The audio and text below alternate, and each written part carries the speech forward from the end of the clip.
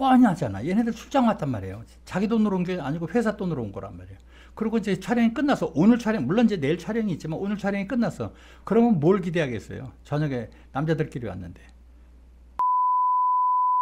그러니까 점점 내 손님이 많아지는 거예요. 그러니까 물론 나도 이제 뭐 인센티브도 받았지만 나중에 막 너무 힘든 거야. 그러던 중에 그 제 인생의 스승을 만나게 됩니다. 전편에는 그 일본 생활을 정리하고 완전히 정리하고 이제 한국 들어왔다고 말씀드렸지 않습니까? 근데 이제 한국에서는 뭐를 했느냐, 그 일본에 있을 때 일본 제작사나 방송사에서 일을 할 때 한국 그 어떤 사장님을 제가 알게 됐어요. 그분은 뭐를 하시는 분이냐면 방송 코디 전문 회사를 그때 그 시대에 1990년도일 거예요. 아마 89년도, 80 뭐 이 정도, 88년도 이 정도인데 시대적으로는. 그런데 그때 이미 그 일본의 방송 코디 전문 회사를 차리신 분인데 사무실은 논현동에 있었어요. 그 회사 이름은 오디라는 회사인데 지금 뭐 당연히 없어졌겠죠. 근데 거기에 이제 직원들이나 뭐 이런 사람들은 이제 그 공통점이 뭐냐면 일본어를 잘해야 된다는 거. 왜냐면 일본 스태프들이 오니까 코디잖아요. 코디, 방송 코디니까.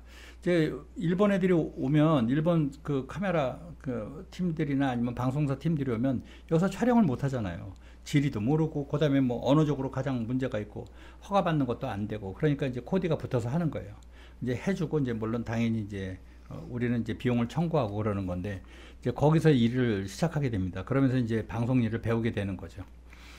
그런데 이게 그쪽에서 이제 온단 말이에요. 이제 오면은 보통 한 6명, 5명이 이렇게 오거든요. 이제 오는 게 이제 뭐가 오냐면 PD가 당연히 오고, 카메라 감독 오고, 그 다음에 오디오, 분맨, 오디오 감독이 오고, 그리고 이제 조 감독 들어오고, 그 다음에 작가 오고, 이렇게 하니까 뭐 한 5명 같이 온단 말이에요. 오는데 문제는 뭐냐면 조 감독이나 작가들이 할 일이 없어요. 제가 버티면. 왜냐면 내가 다 알아서 해주거든. 뭐 허다못해 뭐 길거리에서 촬영하고 그러면 촬영 막 뭐 하고 있는데 오토바이가 휙 지나가려고 그러면 내가 막 뛰어가가지고 카메라 뒤에 뛰어가지고 스톱 시키고 시동 좀 미안하지만 좀 꺼달라고 1분이면 끝난다고. 그러면 카메라 감독 옆에서 카메라 감독은 찍고 있고 PD가 모니터 보고 있다가 오토바이에서 바다다다닥 나고는데 조용하단 말이야. 그러면 이거 쳐다보면 내가 그쪽에서 벌써 막고 있는 거야. 그러니까 그 사람 가려운 거를 내가 다 긁어주는 거야. 근데 조감독들은 뭐 하냐? 그냥 아무 생각 없이 그냥 카메라 앞에 서 있는 거야. 그러니까 걔네들이 역할이 없어지는 거예요. 그러니까 모든 거를 내가 거기서 현장에서 필요한 것들을 다 해주는 거야. 그리고 또 봉고 같은 거 있잖아요. 그런 승합차. 그때 뭐 봉고라고 그랬죠. 그죠? 그것도 운전해주고 수동으로 된 거. 그러면서 뭐 통역 다 해주고 뭐 하니까 얼마나 편해. 가장 중요한 거. 촬영을 일찍 끝낼 수가 있어요. 이제 그런 그 순서대로 짝짝짝짝 이제 가는 순서대로, 예를 들어서 뭐 종로에서 찍으면 그 다음에는 뭐 예를 들어서 여의도에서 찍고, 여의도에서 찍으면은 이제 어디 저기 뭐 대방동이나 이쪽으로, 그러니까 순서대로 쫙 찍으니까 그냥 왔다 갔다 이런 게 없어. 그냥 촬영 순서가 짝짝짝짝 많아. 맞아요. 그리고 걔네들이 제일 그 주로 있었던 데가 홀리데이 있는 호텔, 그 명동에 있는 거 있지 않습니까? 이제 거기나 이제 강남에 있는 남서울 호텔 이런 쪽에서 이제 숙박을 많이 했었는데. 촬영이 끝나요. 끝나면 다른 코디 하시는 분들은 호텔까지 바래다 줘. 그리고 오스카르사마 데시다, 수고했습니다. 그러고 가는 거야. 나는 안 그러는 거야. 뻔히 하잖아. 얘네들 출장 왔단 말이에요. 자기 돈으로 온 게 아니고 회사 돈으로 온 거란 말이에요. 그리고 이제 촬영이 끝나서 오늘 촬영, 물론 이제 내일 촬영이 있지만 오늘 촬영이 끝났어. 그러면 뭘 기대하겠어요? 저녁에 남자들끼리 왔는데 술 한잔 더 하고 싶은 거지. 그래서 데리고 가는 거예요. 여러분들 기억나시죠? 예전에 뭐 북창동 뭐 이런데, 그다음에 뭐 미아리 이런데 있었잖아요. 뭐 아가씨들 있는데, 북창동 뭐 불고기 뭐 이런 거 여러분들 뭐 우리 세대가 비슷하니까 다 아시겠지만, 그런데 데리고 가는 거예요. 가면 완전히 별천지야. 막 아가씨들 있고 뭐 현장에서 즉석에서 막 다른 방에 가서 놀다 오고 막 이제 한 번씩 뭐 하고 오고 뭐 이제 그런 것들 있잖아요. 이제 그러니까 너무너무 좋아하는 거예요. 가격도 싸지, 얼마든지 있지. 뭐 거기 가면 또 일본 노래도 있어요. 그러니까 뭐 그런 노래도 일본 노래도 부를 수 있지. 그래 다른 코디들은 그런 거를 못 하는 거야. 근데 나는 그걸 할 줄 아는 거야.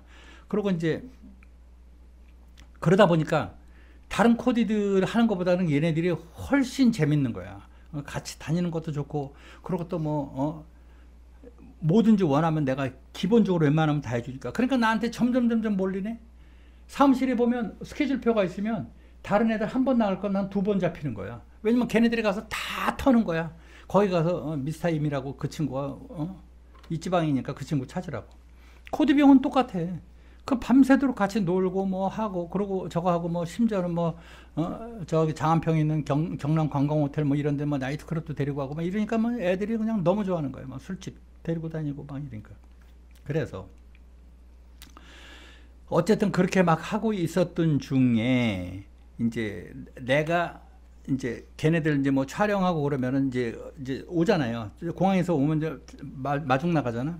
그러면 그 감독들이나 이런 애들이 꼭 나한테 선물을 사가지고 와.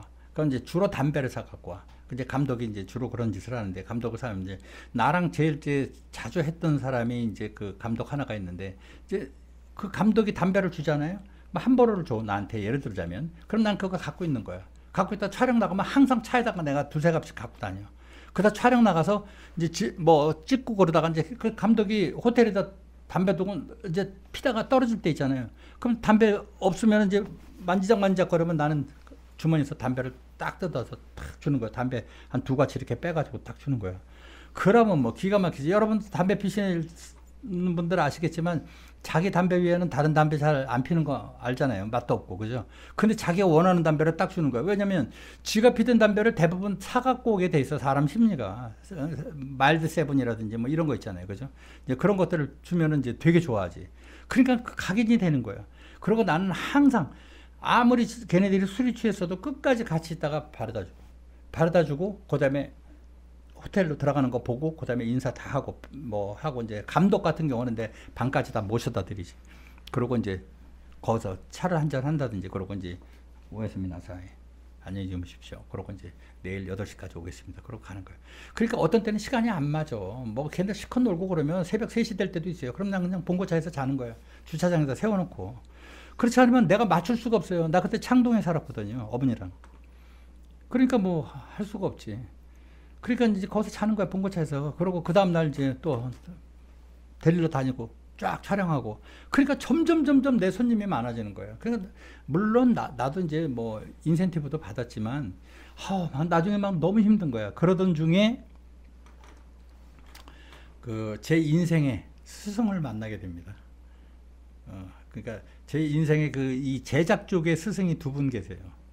근데 이제 그 중에서 한 분을 만나게 됩니다. 근데 그 양반은 이제 그 MBC에서 교양제작국에서 PD 생활했다가 이제 독립해가지고 나와가지고 이제 회사를 차린 분인데, 그때 당시에 그 다큐멘터리 제작사로서는 제일 컸었어요. 거기에 이제 그 양반을 만나서 거기서 이제 다큐멘터리를 배우게 되는 거죠. 그래서 이제 배우게 됐는데 이제 일 많이 했어요. 촬영 많이 했어요. 거기서 뭐 우리 시대의 명인이라든지 뭐 유지인의 안전운전 365일 뭐 이런 것부터 시작해서 촬영 많이 했어요. 거기서 그다음에 뭐 인간극장 뭐 이런 거 하는 거 뭐 거기서 이제 그런 일을 하다가 제가 그 MBC 30주년 그 특집 프로그램 어린이에게 새 생명이라는 프로그램을 맡게 됐습니다. 그래서 그 우리 스승님하고 저랑 반씩 나눠서 찍기로 했어요. 반씩 나눠서. 그거는 뭐냐면 여러분들 기억나실지 모르지만 어린이에게 새 생명이라는 프로그램입니다.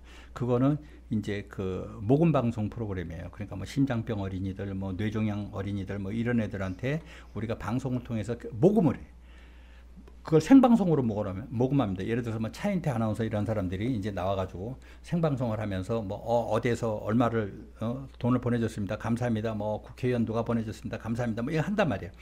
그거를 생방송으로 하기 전에 저희가 찍은 거를 ENG, 그러니까 야외 촬영된 부분을 30분이면 30분, 40분을 트는 거예요. 그러니까 전국에서 지금 이렇게 신음하고 있고 돈이 없어서 어려워하고 있고 수술을 못하고 있고 뭐 이런 이런 어린이들이 너무 많다는 거예요.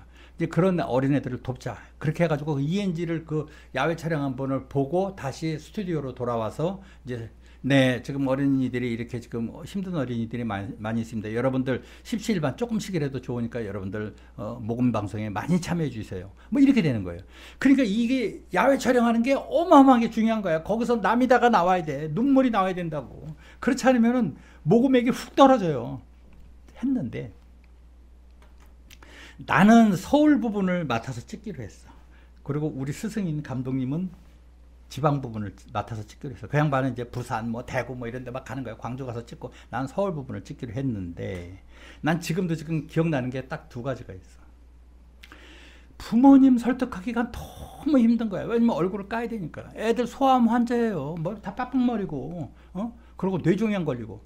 근데 이제 한 어린이는 집이 답심리였어요. 답심리였는데 옥탑방이야.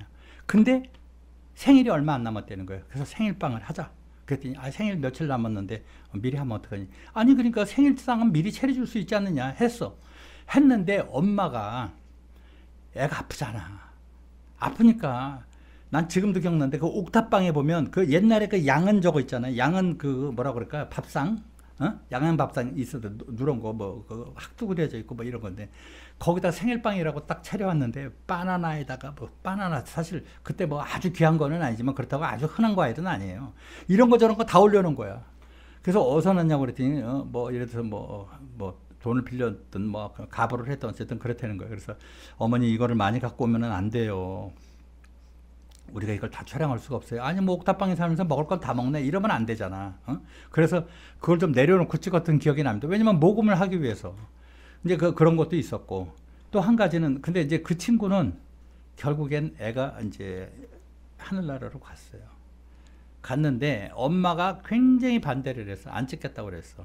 안 찍겠다고 그랬더니 내가 어머니를 설득했어. 어머니 이거 찍어야 됩니다. 이래야지 이런 병에 걸리는 어린이들이 얼마나 많은지도 모르고 일반적으로 사회적으로 관심이 없다 이거야. 이걸 해서 만약에 또 다른 어린이가 걸렸을 때는 어머니 자식 같은 애들이 다시는 생기지 않도록 우리가 다들 사회적 저기를 해야 되지 않겠느냐. 이게 어떻게 보면 책임인데. 그래서 겨우겨우 설득을 해서 했는데 죽었어. 하늘나라로. 그래서 그게 너무 엄마가 나한테 막 전화 와가지고 막 울고 그랬던 기억이